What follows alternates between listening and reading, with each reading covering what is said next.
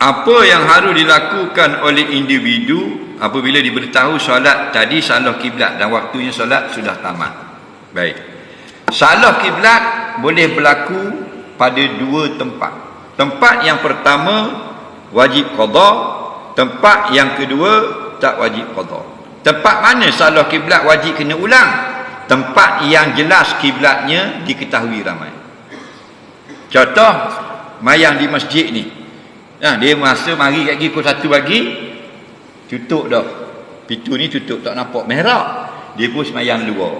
Tapi tak kena. Lepas salam salah kiblat, wajib tak ulang. Wajib pada tempat yang jelas kiblat. Ada satu lagi tempat ulama sebut tak wajib ulang. Tapi bila dapat arah yang baru, hendaklah semayang pada arah yang baru, iaitu tempat yang tidak ada arah kiblat. Contoh di Gilau, matahari tak nampak, langit mendung, tak nampak pula, tak nampak daratan. Maka wajib ijtihad. Maksudnya memberi anggaran mana yang lebih kepada betul arah kiblat, itulah arahnya semayang.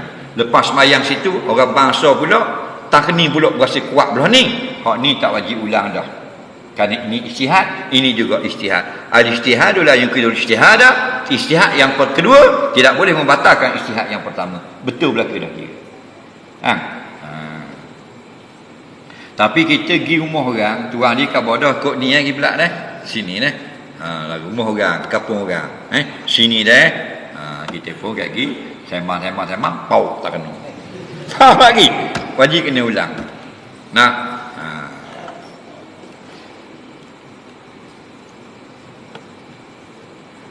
Dah waktu habis dah. Kalau dalam waktu i'adah ulang, tak qada panggil. Kalau waktu sudah habis, qada. Bendanya sama, namanya lain, tunai dan qada.